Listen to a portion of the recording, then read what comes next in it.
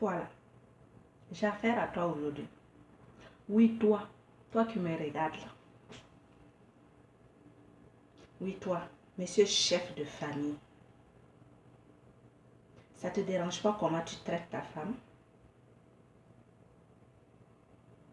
Ça ne te dérange pas de la voir à quel point elle se tue dans le ménage? Elle se démène toute seule dans l'éducation de vos enfants.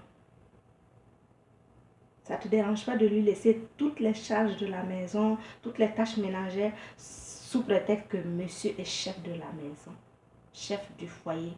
Donc, il ne touche à rien. C'est écrit où?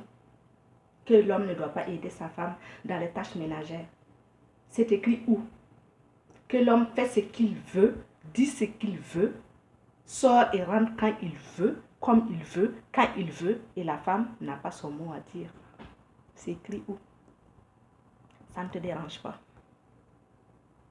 de lui tendre un billet de 1000 francs pour votre popote, sachant qu'il y a toi, elle, vos 9 enfants, vos 12 neveux, sans oublier les voisins, les amis qui peuvent passer pour quand même se joindre à l'assiette. Ça ne te dérange pas.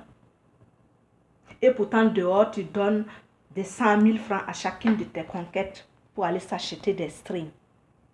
Tu as le moral, hein, mon gars. Ça ne te dérange pas tout ça, hein?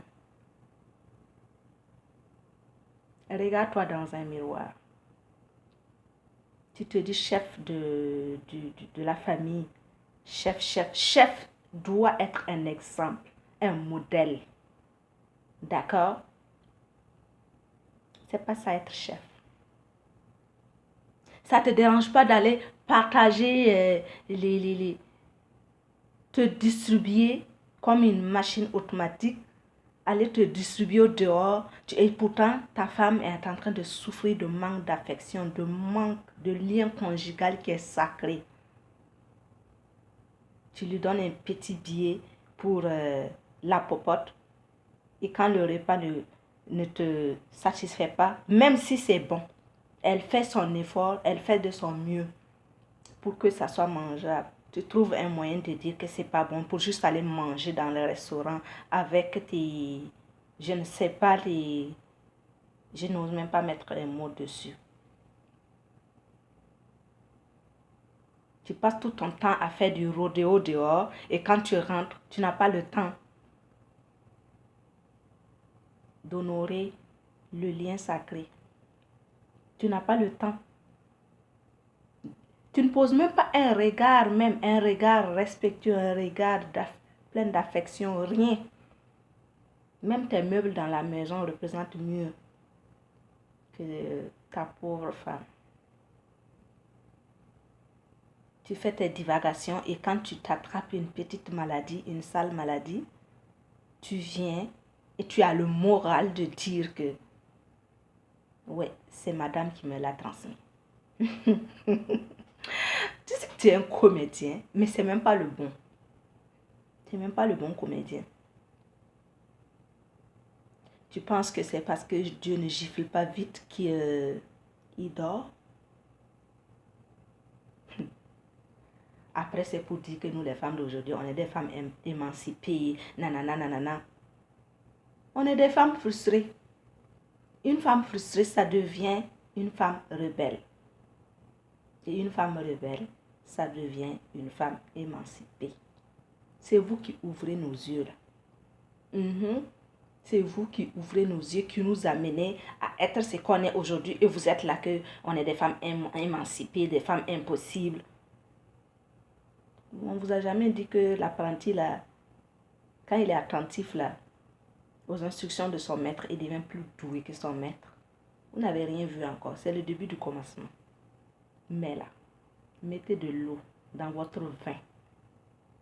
On va jouer la balle à terre. Essayez au moins de prendre soin de l'enfant de quelqu'un que tu as trimballé, amené chez toi. Des fois, c'est même pas avec le mariage. Tu l'as dribblé, tu l'as embrouillé, tu l'as enceinté une fois, deux fois. Comme nous, on est faites pour ne pas être des rancunières. On n'a pas de rancune, donc on oublie vite, on pardonne. Vous nous dribblez, vous nous enceintez une fois posé. sans mariage. Vous nous dribblez encore enceinte posée. 2, 3, 5, 10. Mais quand même, il ne faut pas nous traiter comme si nous sommes de moins que rien. Les traînées, les filles qui sont au dehors, que vous gâtez, vous soignez, tout votre salaire va là-bas. Là. Vous pensez que les bénédictions vont venir de là-bas? Non.